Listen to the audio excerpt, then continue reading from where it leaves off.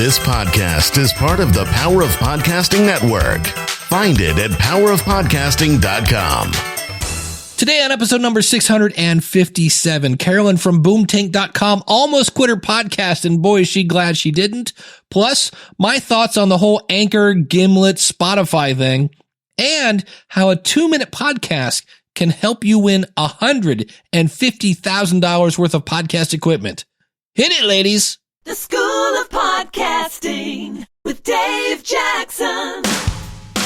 Podcasting since 2005. I'm your award-winning Hall of Fame podcast consultant, Dave Jackson, thanking you so much for tuning in. This is where I help you massage your message. I help you tackle the technology. I help you face your fears. We're going to talk about that today. And then flatten that learning curve and get you going on the right path to podcasting. My website is schoolofpodcasting.com. Use the coupon code LISTENER, that's LISTENER, and save on either a monthly or yearly subscription or buy a class a la carte. Don't forget about our question of the month. I need this by the 22nd of February. And this month we are asking, what is the number one top thing that drives you nuts that podcasters do? We're calling them pet peeves. We haven't done one of these in a while. The difference is I'm asking for one. What's your top one that makes you go, ugh, and then unsubscribe or tune out? Also, we'll be playing this next week. If you have found love via your podcast, being that Valentine's Day is this Thursday, next week I'll be talking about people who've actually found love via their podcast. So, again, just go out to schoolofpodcasting.com/connect. If you're going to record something and email it to me, it's really easy. My email is dave@schoolofpodcasting.com. Please put February question in the subject line so it doesn't get lost in the smattering of emails that I get on a daily basis. I look forward to hearing from you, and we will air that one on Pet Peeves. That will come out Monday, February 25th, 2019.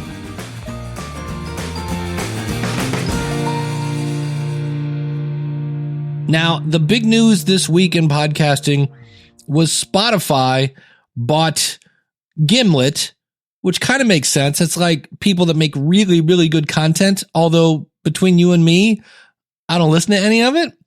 And then they also bought Anchor, which in my opinion is the bottom of the barrel. It's a free media host that's lost $14 million and blocks your access to Apple Stats and Stitcher Stats. I'll be making a video on that sometime this week. If you subscribe to my YouTube channel, or if you follow me on Facebook or LinkedIn, you will see that, because I say that to people and they go, yeah, but it's free. And I'm like, okay. So that'll be interesting. But here's the bottom line to this. If we go back to last week, I said, sometimes you just got to ask yourself, what's the worst thing that could happen? Well, they could take all of the Gimlet shows and put them in a place where you can't get them in your favorite app. Well, from what I've read on Twitter, that's not going to happen. That if you're a fan of Gimlet shows, you're still going to be able to get them in wherever you want them. And maybe in the future, and this is what we don't know, is that it might be a case where they come out with a new show, and either A, it will only be available in Spotify, or B, it will be available in Spotify before it's available someplace else. I don't care. That's kind of weird, but okay. Because we already have this. We have AMC has The Walking Dead. You can't get that online. The Blacklist Exposed is another one. You can either DVR it or you have to be a season behind, is how it works. And I'm fine with that. I think that's the way it works. Does this mean we're all going to eventually have walled gardens? Probably. Is there anything we can do to stop that? Not really, because most of the shows, and by that, I mean all of the shows that I listen to, use this lovely thing called RSS, and that is not going away. And I live in a digital age as a musician. I know that if you can hear my music, you can steal my music. And so in the same way that Howard Stern stuff that's behind a paywall on Sirius ends up on YouTube, if there's something really, really good on Spotify, people are going to put it someplace where everybody can get it. That's just the way the internet works, whether it's fair, whether it's moral, doesn't seem to really be an issue anymore. People just go, oh, here, I can steal it. It's really easy. So that's kind of interesting. So I think they overpaid. The Anchor thing really blows me away because here's what I will applaud Anchor on. They did exactly what they wanted to do. They came in, they wanted to grow big and get purchased, and they did exactly that. I do not recommend you go on Anchor now, though. A lot of people are like, oh, does this mean they're legit? They're not going to go out of business? I don't know. I've seen Google buy a lot of stuff and then shut it down. So that I have no opinion on. I'm just saying I've seen other places get, Joyride was a crowdfunding thing that was purchased by Google. And you're like, that's weird. I've never heard of it. Yeah, because they shut it down. So I'm going to be interested to watch, but I just wanted to say at this point, I would not start moving all of my stuff to Anchor. Now, many of you are going to say, Dave, you work for Libsyn. Of course you're going to say that. I'm saying no. Well, yes, I do work for Libsyn, but this does not mean that Anchor is now the best thing since sliced bread. And again, I'll be making a video a little later in the week so you can see exactly why I don't like it. Anyway, today we have a great story, and that is I have unfortunately run into people who have launched a podcast and they were under the illusion that this is the strategy. You start your podcast, you record somewhere between 3 and 30 episodes. You pick a launch day, and then you release all your episodes. Release the Kraken! You tell everybody and their brother to rate and review the show. Then that gets you a new and noteworthy. And then thousands and thousands of people will listen to your show, which leads you to sponsorship. That was very much the game plan that many people put out as this is the way to do it. And it's true. There have been some people that did that. That is not the case anymore. I've never really been a big fan of that anyway, mainly because I didn't see it working. And number one, you can start a podcast with one episode. You don't need 3, you don't need 5. You can do it with one. When you do it with more than one, it does enable them to download more than one episode. But realize, again, if let's say you release with 3 episodes and somebody subscribes, you do not get 3 downloads. I will say that again slower. You do not get 3 downloads. You get 1. And if they like your stuff, they might go back and download the other 2. So why am I bringing this up? Because the person I interviewed today was going to quit. They were going to just dump everything because they weren't in new and noteworthy. The whole script they had in front of them wasn't working. Now, luckily, she came to me and I said, whoa, hold, time out. Let me tell you the truth here. This isn't the way that works. What I need you to do is focus on your audience, make great content, and just keep pushing through. It's a long game, but at the end, there will be some rewards. So she listened to me. She did that. And today, we're going to hear from Carolyn from Boomtank on what happened when she didn't quit. So Carolyn Cole from boomtank.com. Thanks for coming on the show. Oh, David Jackson, thank you for having me. It's a complete honor to be here with you today. You know it is. I love your smile, by the way. They can't see it, but I can. I love it. Thank you. Well, one of the things, we started to talk at MapCon, and it was one of those things where, of course, at an event, you're always, oh, wait, there's another speaker coming in, and well, okay, we'll connect later. And then we never did. And I was like, okay, I got to hear your story, because you said at one point you almost quit Boomtank. I did. And that was just a reality of that entrepreneurial story. Do you push through or do you just jet it?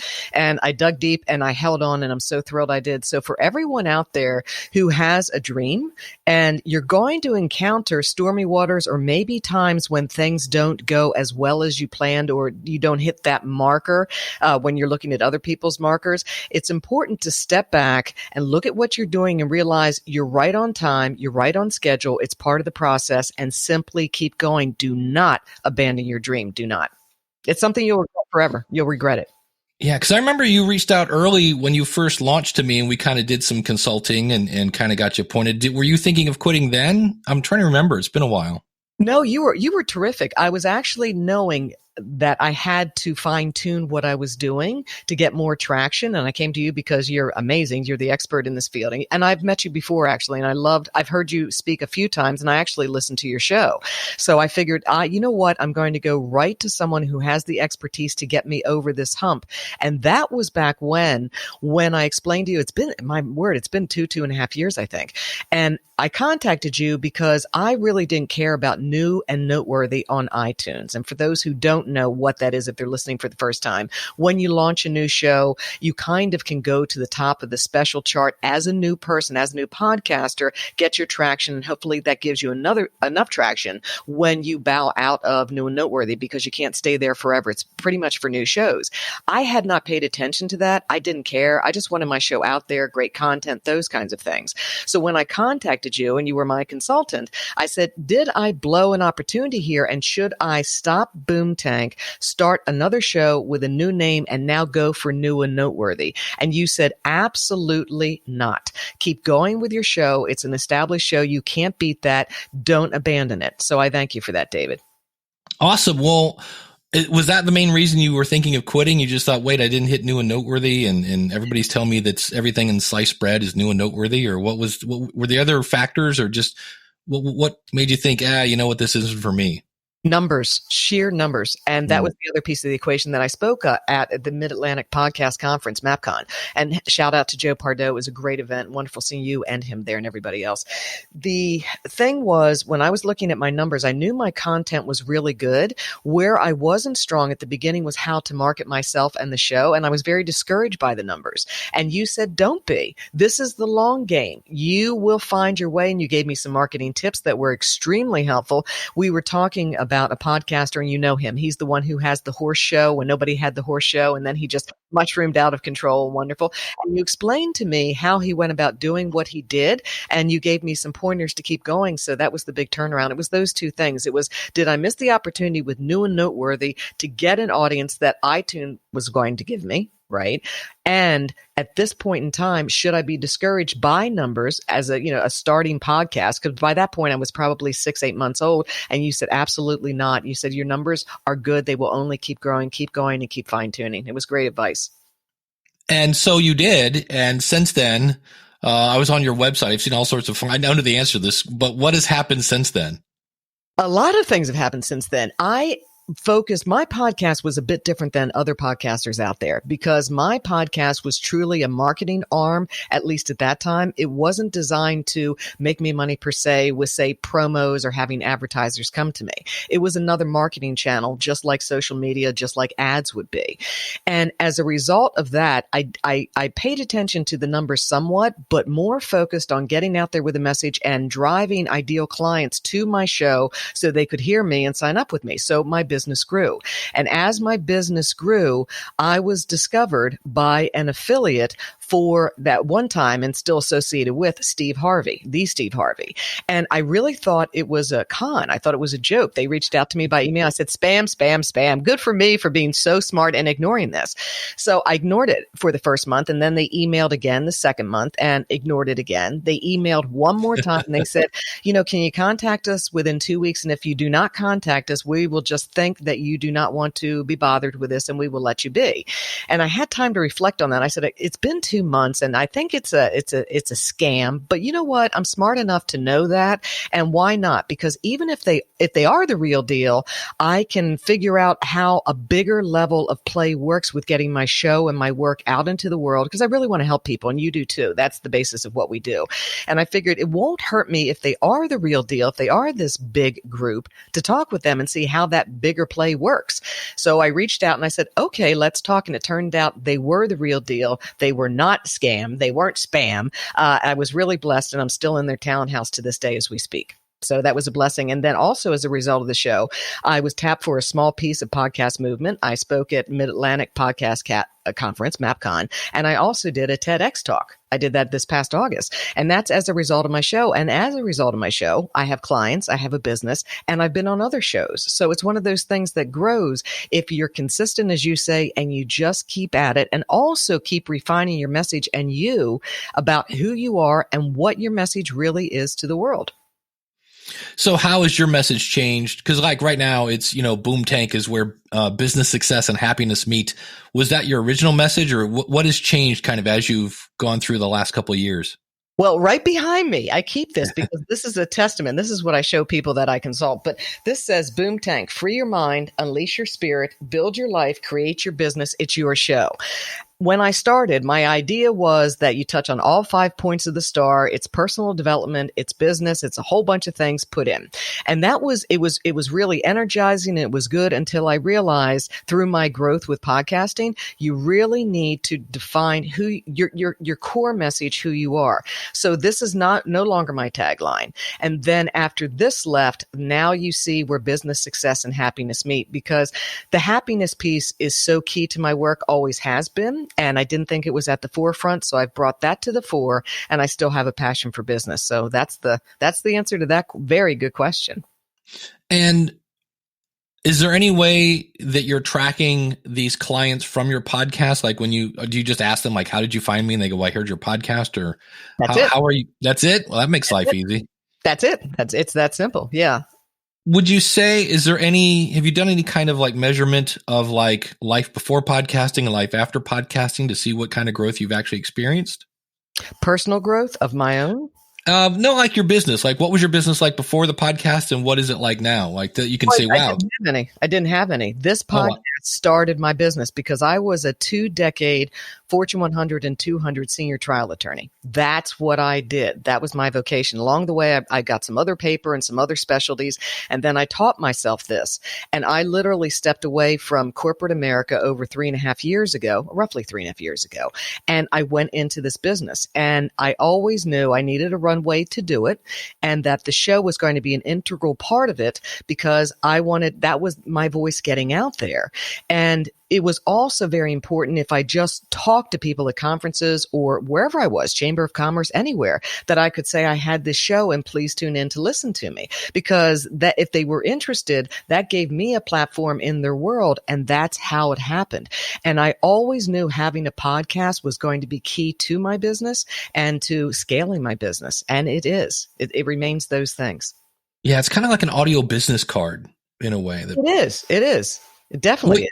You mentioned Chamber of Commerce. I think you're one of the first persons I've ever heard that throw that out there. Have you had any kind of success or any kind of leads from that? Yes. Here is what a lot of people, and I'm one too, and I have done a big step back in my business since maybe June, July, August, because my brand is now growing in that talent house I talked of, right, that I spoke to. Mm-hmm. And here's what If people are looking to grow, keep doing what you're doing if you're growing, perfect. But also understand that the biggest growth ever is not always online. It's those in-person events. It's those in-person speaking events. It's Chamber of Commerce.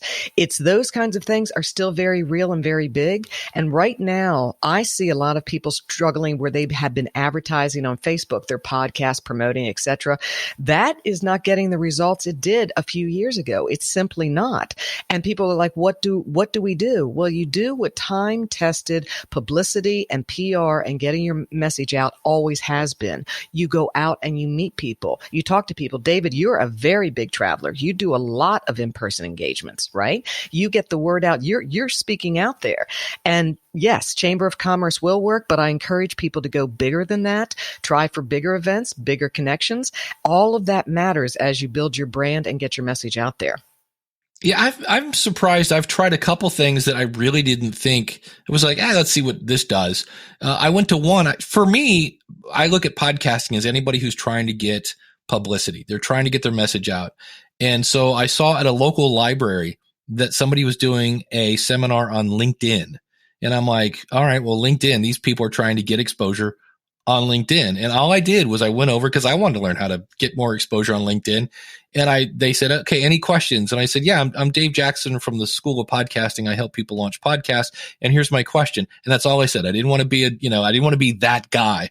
And at the end of the meeting, I had 4 people go, you're the podcast guy, right? And I'm like, yeah. So, and I got actually some decent leads from that. I do a Northeast Ohio podcasters meetup. And I'm going to say we're lucky if we have 10 people show up to that thing, but one of those people got me on TV. So you never know. You just go up and show up and And the thing I want to put out there, when I was brought into this talent house, and they're out of New York, and they're very big, and then they represent big talent that everybody listening to this knows. I mean, super, super big. Not necessarily podcasters. We're talking big media people. Right. And you don't know. And I said this at MapCon, that I only had at that point 300 or 400 downloads, maybe per episode. That's it. Now, some people would say you need thousands, tens of thousands, 100,000. And that's why I love my story, because I didn't really intend to have that. I'd love to have that audience. I'd love to have your audience. But the reality is, because I was focusing my energy on my business, that's where I was pulling the big levers, that I didn't focus it on the growth of the podcast, which I am now. But just those small numbers got me noticed. It got me picked up. So that's inspiration for people. Hang in there, because, and I read this recently from a top marketing book, and it was very good. 10,000 on your email list if you have a show or something, very good, etc. But you can do a core following and do very good on a business or spreading your message with 250 people, as long as they're really devoted to you and you're really serving them. I think that's really encouraging for people, because we're so used to the land of big numbers, and there's merit in that. There's great power in big numbers and great influence in that. But don't be worried and afraid about the small numbers. You'll get there. They're your friend right now. Grow with it. I'm so glad you made this point, because I've been dying to make this point for a long time. Yay! I do my thing at the end of the year where it's my favorite podcast is. And then what I do is I go around to anybody that said, hey, my favorite podcast is the blah, blah, blah show. Well, I go to the blah, blah, blah show and say, hey, somebody at the 4-minute and 22-second mark said that you're their favorite podcast. I was amazed at the bigger the show, the harder it was to contact them. Have fun contacting somebody at Gimlet. It's almost impossible. And yet the people that I was able to contact was like, oh my God, this puts so much gas in my tank. I'm so glad. I didn't think anybody was listening. And so when we're little in quotation marks here, make sure it's easy to contact you, because it's really hard to contact the big people. And when you are able to be contacted by your audience, that's just like that becomes your sales force. Those are the people that are out telling people, oh, you got to go listen to this person's show. So I'm so glad you said that, because that's really it. And don't underestimate word of mouth. That's your great point, because all of the marketing books will tell you, and the true marketing experts, not necessarily online, but the bigger ones that have dominated, markets and built like billion-dollar companies, they will tell you word of mouth is your army. That's really how you get there. Think about the latest fads and trends. The company does very little. It's the people who carry that fad or trend forward. You don't want to be a fad or a trend, but think about it that way, that the power of word of mouth is huge, and people overlook that. Ask people to refer your show to a friend. Ask them to talk about your show and your call to action at the end and at the beginning if you want. Yeah. Now, you mentioned that you weren't sure if this was really going to be, the Steve Harvey gang or whatever. And you said, if nothing else, I'll learn how this big people, like how this whole thing works. Any lessons on that? Like what did you think that was going to be? And then is there anything different than you're like, well, I thought it was going to be this, but it turns out all I had to do was this. Give us a little behind the scenes. I love this question. I love this because it's so timely with people just trying to cram into the online space for their 1 inch, right? Not even a foot, like 1 inch or a half inch of space there. They exercise tried and true development of you in the media space, right? And that is showing up on shows just like this. So thank you again for having me. And we're going to talk about you being on my show, right? They talk about that. They talk about being really clear with what you're offering. They talk about, you can roll out without something to offer if you wish, but to the extent that you can just get known and build something really solid, even if it's just one thing, and take that one thing out for the next year, 2 or 3, do that. Don't spread yourself so incredibly thin. So right now I have one program that's rolling out shortly, and that is, it's a signature program that I actually have coached on for the past 3-something years, but now it has professional videos, has a beautiful digital workbook, that kind of thing. It's rolling out professionally, and for the next couple of years, I'll have other things, but that's going to be the one I come back to again and again and again. And they have taught me the value of not being so scattered with a message. And I wasn't that scattered, but even having, 3 different things you do or 2 totally different things you do and trying to blend it, it gets more difficult that way. And they've really had me shape what it is, that one voice, that one message going out, which has made all the difference. And I'll tell you, it's so much less work. It's so much less work to be that one thing you truly want to be, go out into the world and be that again and again and again every day on your podcast, on your interviews, in your marketing materials. That's the biggest lesson. And you have so many people in marketing online, especially with, promoting podcasts, who teach you different directions and tactics and whatnot.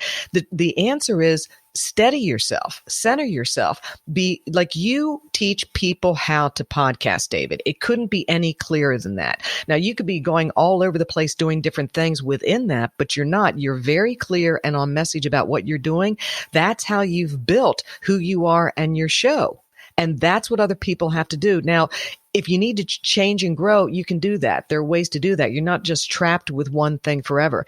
But it's so beneficial to just pursue for a time one thing and then keep shaping that until that works. When that works, then go shape something else. And if it truly doesn't work, then you have to assess, let it go, and try again with something that you feel better about doing. That's what I've learned from them. Yeah, get the one thing right. Yeah. Jack of all trades, master of none. Not really probably that profitable. Well, and the other thing is the science shows that too much confuses people. When they're confused, they walk away. Right. And when they're really true, and if they're in a state of confusion, they can't get to know you and really care about what you're doing and see how it will impact their lives, because it's never really about us. And that's another point I think we should drive home, because, you talk about you help people learn how to podcast and the focus is on them. Too many times in podcasts or whatnot, people talk about themselves way too much, and you don't have to. Let your material speak for yourselves. And it's really what I've learned from them even more so. And I've always done this, but it's on a graduated scale now, because I've been with them for almost a year at this point. It's that you really want to make it clear in your podcast and everything that you do that you're really eliciting this information for them, for the greater good. You're talking to a you, not a them.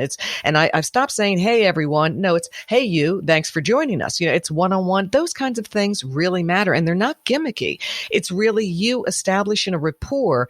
And there are a lot of experts out there who are teaching you how to do the contrary thing. Right? You're not supposed to be the big celebrity in the moment. You're supposed to simply give them the information and let them be the big celebrity in the moment. Help them out. So all those nice shifts about being how they do it in the big game, how you relate, those are lessons from that. I was reading Story Brand by Don Miller, and he was talking about how, excellent book. Yeah, it's like your audience is Luke Skywalker, you are Yoda. And Right. if you think about it, Yoda knows a whole bunch more than Luke Skywalker. We're getting our total nerd on here, but but the movie's about Luke Skywalker. It's not about Yoda. So yeah, because otherwise I would think you sound a little bit narcissistic if you make the whole show about you and like, oh, look at me, I'm on a boat. But here's the thing, is that people don't understand at a certain level of this podcasting game that they're truly not narcissists. They're being trained to get out there and really broadcast their credentials again and again and again, and all this and that and the other. There's a way to do it without that, when the overwhelming majority of your episode really should be about what can people get out of it. Truly, Right. What can they get out of it, right? You've been doing this now 3 years? How long? Almost 3.5. Yeah. So are you doing your own editing, or what's the technology side of this? How did you tackle all of that? Oh, great question. It was a nightmare because, as I said, I came from a legal background. So I knew nobody who did any of this. I just kind of jumped in. And what I ended up doing that was a mistake in my business easily the first year is I was pulling all the levers in my business, every single lever. I was doing all my editing, and we all know what that means. I was taking out maybe 100 200 from an episode, and I was sitting there for 8 or 10 hours. I'm not kidding you. That's how bad, because I thought I had to have the perfect show. So 8 to 10 hours editing, teaching myself editing. I use Camtasia. And then I had this perfect product, and I was exhausted and I hated it. So then I was like, well, where can I find guests that don't do all of that? So I don't have all that work. And that's always a mixed bag, right? And then you learn that. But I was doing all my editing, all of my social media posting, some of it manually because I really wanted to tailor things. What a mistake that was. And then I was doing my own copy, my own website maintenance, my own marketing, and my business on top of it, consulting and coaching and traveling some. So yeah, it was not smart, but we live and we learn. So I'm sharing that with other people. Do not pull all the levers in your business. It's a recipe for disaster and you won't make it. You won't scale either. You can't pull all the levers. You have to have help. Yeah, it's an easy way to burn yourself out real quick. Well, and the thing is, when you really look at it, and I heard this from Todd Herman and other people, the 12 week year, and that it's a book almost similar to Todd's program, but it's simply this: that in your business, in your life, and even with podcasting, let's say you're a podcaster and you just love it, you don't have a business around it, you just love your show, but you find that's taking time away from your personal life, maybe your family, your activities, whatever. When you look at things in life, you have to say, is this a $10 an hour task, a $50 an hour task, a $1,500 an hour task, or is this costing me my relationships? If any of those things add up to you and that makes sense in your brain, hire someone for the $10 an hour to go do that so you can maintain your relationships, maintain your life, and make time for that. Go do that. Don't sit yourself in a $10 an hour thing on this task if that's going to deprive you of your life. And that's another thing to watch for this. Yeah, it's good to edit your own stuff, but there are other people who can do it lightning fast now. They really can. And they can do it well and cost effective. So it's, to me, audio editors now are a bit like Walgreens and what's the other big chain? yes. CVS. Yeah. It's like there's one on every corner. Yeah. And that's not to say they're bad. There's a lot of people doing that now. I'm like, holy cow. And they're happy for the work. They're happy to do it. And they do. Chances are they're going to do a lot better job than you because that's what they do and that's their specialty. So while I say I edited my own show, do I think I'm an amazing audio editor? Oh, no. But after slaving 10 hours, it was pretty good. And that was just insanity. Don't do that with your show. Don't do what I did. But I was starting out and I didn't know any better. Well, and sometimes I always say you either pay with time or money, one of those two currencies. And sometimes you have more time than money. And I think sometimes it's good to edit your podcast first, because that way you can kind of speak the language when you get an audio editor to say, hey, here's what I need to do or that and things like that. So your podcast is Boomtank. You can find that at boomtank.com. Tell me about your target audience. My target audience now has shifted. All right. This is growth of a podcast. All right. When I started my podcast, like most people starting, you go way too broad. I wanted to touch everybody and everything on planet Earth, even people that weren't on Earth. Anyone that would pick up my signal, I felt was somebody who could listen to my show, because my show had a spiritual component to it, a business component to it, a personal development component to it, a health component to it. Are you hearing the danger here, David Jackson? Yeah. Are you hearing all the components of the vastness? And it was good. It was like, and then I found an audience that would go with the different themes, and that was really good. So that was it. And as I've narrowed in and refined things, where I am now and the work I'm doing for the next couple of years, because that's actually on the map, it is now C-suite executives, business executive, entrepreneurs, business owners. That's my wheelhouse now. Yeah. And I'm bringing the corporate piece back in a bit because I had 20 years in corporate, I was a corporate trial attorney. So I'm bringing that back in because they actually need the work I'm doing now. And I had gone totally entrepreneurial, which was wonderful. So I'm this great hybrid, kind of like you, because you have the corporate sensibilities. You also have the entrepreneurial, and we're in a place with a unique blend because we can reach both audiences. So I was leaving half of my skill set and my reach totally on the table as if it never existed. And that's folly. As you move into podcasting, if you're doing a show for a business or just a show for your personal enjoyment and fulfillment and to help others, leave yourself open to tailor your audience, scale it back. And also, if you're trying to get away from something, a profession that you did that you're tired of, or just something like that, don't leave all the pieces behind. You might want some distance on it just to chill for a bit, right? But go back and grab those pieces and try to figure out how they blend in, because I promise you, all of that work you did is not for naught. it matters. You take everything forward with you that means something to you. Don't leave it all behind. So when I have now the C-suite executives, the business executives, and the professionals and business owners, entrepreneurs, that's my wheelhouse. What I'm doing is bringing all of that back to bear. Now I will be tailoring that audience. It's not going to be that wide like every business executive or every entrepreneur. I'll be zoning in on different people that for me want life redesign, but in a practical way. Looking at productivity, looking at all these pieces where you can rebuild your life in a way that you haven't been trained in the science to do it. Because I'm really big on not only intuition, but brain science to get you where you're going, because you've done a life transition and a reinvention. I've done one. I know other people who have. And I sure wish there were other people out there really talking about this more, because a lot of people, number one, wouldn't quit their reinvention.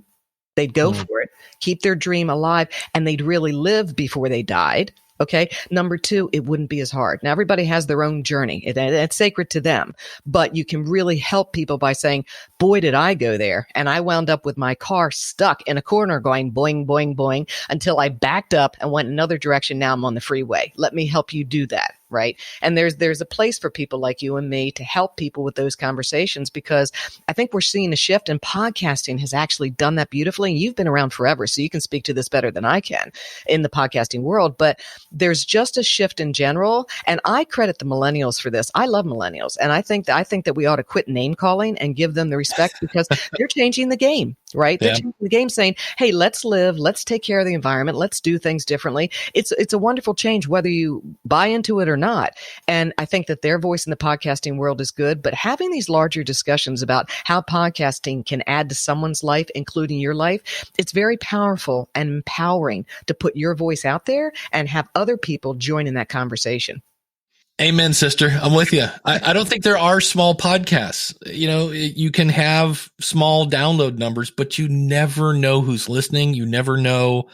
You don't. And this confounded me too, because this is a very good point for people who are podcasting. On my email list, I say to people, hey, let me know what you want to hear, who you want to hear from. Let me know what you think. Nothing, crickets, but they're there listening. You see, it doesn't mean you're not creating an impact. It doesn't mean they're not going to come to you. Sometimes they just don't, because they just don't have a need to. They're like, it's all good. Right? It's all good. I'm here. I'm listening. I'm giving you my time. I'm getting value. It's all good. So you look at your numbers and you're like, wow. And I heard this way back when.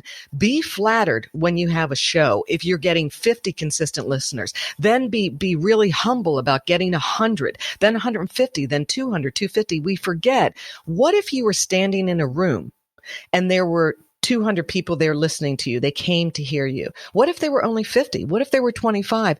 That is amazing. It's a great thing. We don't hear about that counter side, about you're having an impact. You're on the march. It's not built overnight. You're on the march. Just keep going. Don't get discouraged. And if you do, call Dave Jackson. Because he helped me hang in there. You did, David. You really saved all of that, because you were so level about it. And you're like, no. Here's the deal. And you were right. That was the deal. Exactly what I said earlier that you told me. This is very good. Well, yeah, when you say 100 downloads an episode, to me, my teaching background kicks in. I'm like, that's 5 classrooms, and that would be a whole floor at where I used to work. So, and that's when they could be watching or listening Hulu or Netflix or HBO or AM, FM, satellite, DVDs, Xbox, and they're choosing to listen to you. Never, it's like you said, you don't have to have these big, giant numbers. One thing I want to ask you, what's the best and worst part of podcasting? The best part of podcasting, the people I meet, I love that. Even more than my numbers. I mean, I love reaching people. That's getting my voice out and actually helping people. That's number one. Number two, the guests I meet, I have to do too, because I love the people that I meet and the network that you grow and the growth you get from them. And then the wonderful thing is, and Judy Robinette, she's arguably the top power connector in the world. She's a female power connector, but I say arguably the top power connector in the world. And her book is How to Be a Power Connector. You can get it on Amazon. It was a top business book. It's been Steve Hardy of Success Magazine has rated it. Other groups have rated it. But she said, listen, people are missing the power of networking. And networking is not, hey, get me a job. Hey, can I be on your show? Hey, can you do this for me? That is not networking. real networking is you show up and you be of service first. And yeah, there might be a bad actor here or there who takes advantage of you, but on balance, people are just so appreciative when you say, how can I help you? I have these things. Can I open up my network to you? And the people at the top tier, and no matter what sphere you're in, economics, political, religious, spiritual, business, podcasting, it's about relationships, period. And these people can open doors for you. And we're so busy in this tech world of running Facebook ads and Google ads. And that's how I'm going to build. People are missing the fact that, number one, word of mouth, as we talked earlier, will build your show, but also your power network will build it as well. Like right now, you have done this great thing for me. I will tell you when we're done talking, I'm going to say, Dave, how can I help you and your show? And I'm going to really mean it. And I'm going to do everything I can for you to do that. Right. And that's how you start the conversation. You don't start with, hey, I got an idea. Can I, when you don't even know them, can you help me with this new venture? I understand why people do that because they're trained to do that. And I'm here to tell you, Judy Robinette, even more so, is here to tell you it's wrong. And this is the woman who knows the top people in the world. Governments consult her. She flies for governments over in the Soviet bloc or down in South America to come talk. Right. She is at the top and she is the most human, kindest, open book person you will ever meet, right? And she will say, this is how you do it. So pick up the book, people, if you want it, because I'm passing that to you. That was another big change in my life. So when you say, what's the best thing about podcasting? Judy Robinette was there because she spun my whole world about how I need to go out more and do that. And that's part of the in-person stuff that I do when we talked about that. It's the need to get offline and get out. Even if you're introverted, get out there, have one quality conversation. And she gave me a guest who is a top guy. And he said, here's what I do when I go out. I ask the person coordinating the meeting, who is the one person in this room I should talk to if my interest is X? That's the only person I care about talking to. It does you no good to come home with 50 or 100 business cards that you know you're going to say, hey, and you're never going to talk to each other again. Make that deep connection and make it count and be of service to them, not ask of them, be of service to them. So the worst thing about podcasting has been the editing. By far the editing. Other than that, it's been great. And then once I also got my head turned around that, thanks to you, that it's not all about the numbers, and my show will grow. This new format, I have yet another new format coming out. It's a building of the brand, more tailoring, and I'm going to be going on Alexa Flash briefings. So that's like a mini podcast to me. Okay, I think it's going to be very important under Carolyn Cole Live. So those things are all positives. The negative would be the editing, David Jackson. Yeah, that's always the fun part. Unless you're weird. Good. But it's because you get to hear yourself and get better. You get to hear guests and coach them on crutch words before they jump on. So there's benefit to it. But after you've done it for 100 hours, I think you've got the lay of the land, right? Yeah, nothing more fun, though, than listening to yourself from like 4 years ago. And you go, what was I thinking? Well, everybody, you can find Carolyn over at boomtank.com. Carolyn, thank you so much for coming on the show. Oh, it has been my absolute pleasure. It's always wonderful seeing you, and it's been an extra honor actually being on your show and spending time talking about these things. Very important. I love your show. Sign up, subscribe, do all the good stuff with David. It's wonderful. And get him as your consultant. He will save your day. Check's in the mail for you. There we go. No check required. From the heart. Thank you, Carolyn. You can find her again, boomtank.com, where business success and happiness meet. A couple cool things stood out there. Number one, I love the fact that we got a little behind the scenes of working with larger companies. I love the fact that she thinks millennials should start podcasting. I think they should too. I would love to hear their point of view. The fact that you don't have to have a huge audience, you can get 250 devoted people. And the fact that keep in mind that when you are a smaller show, you can do things that bigger shows can't do. And then I'll have a link to that book that she mentioned out in the show notes if you just go out to schoolofpodcasting.com/657. Calling all podcasters. Want to win a share in $150,000 worth of prizes? Then make a podcast 1 to 2 minutes long on any topic and in any style and enter at myroadcast.com. Entries close March 12. As I look at their page, I mean, I'm not sad that I'm one of the prizes. They just ship me in a box and they'll ship me anywhere. because you get the Rodecaster Pro. By the way, I have updated my firmware of that, and the weird buzzing issue I was having is now gone. I'm still having a slight issue with Camtasia, but not really, because I can fix it. But I love the fact that they're fixing things via firmware. In fact, by the end of the month, we're supposed to have an update to have this thing now recording in separate tracks. But you'll get 4 pod mics. Those aren't out yet. 4 PSA-1 studio boom arms. Those are awesome. 4 cables. An SC6L mobile interview kit. That's cool. Podcast cover art design. Podcast sound effects and music library. Adobe, the Creative Suite for a year. Schoolofpodcasting.com 1 year subscription. A whole bunch of stuff. And that's if you win. There's a ton of stuff for runner-up. Check it out. myroadpodcast.com. If you are in Brooklyn, I'm going to be at the On Air Fest. This is February 28th through March 3rd at the Wythe Hotel in Brooklyn. Then in March, I will be at Podfest. This is almost easier to say who is not going to be at Podfest. Everybody. This is March 7th through the 9th in Orlando, Florida. In June, I will be speaking at the Utah Podcast Summit, getting my Utah on. This is June 8th at the Salt Lake Community College, I believe is what that stands for.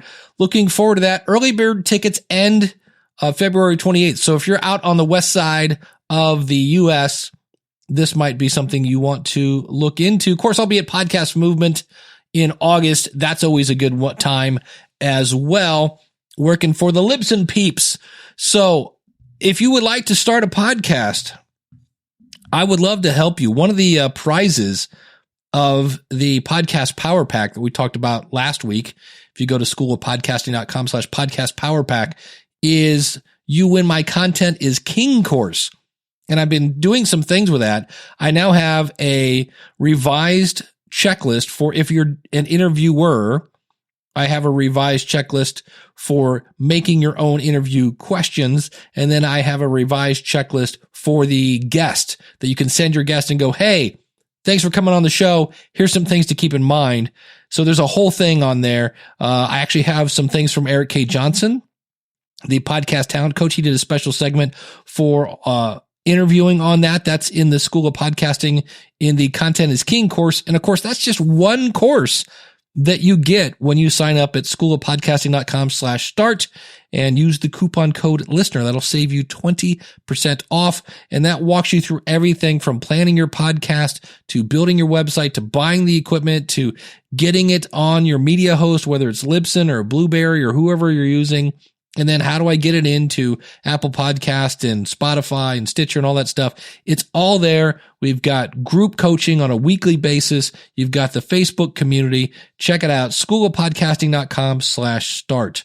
In the next coming episodes, I'm going to be looking at some software that will help you make your podcast. I'm going to be looking at these things called plugins. We don't talk a lot of plugins on this show, but these are it's like adding air conditioning to your car. You can add this little feature to something like Audacity or Hindenburg, and these will be things that like remove reverb and compression and things like that. I'm working with a company that I'm sniffing some of their stuff, and anything else that you would like to be talking about. Of course, at the end of the month, we have the podcasting pet peeve. So I always love to hear from you. If you have any ideas, schoolofpodcasting.com/contact. Thanks so much for tuning in. Until next week, class is dismissed. Take care, and God bless.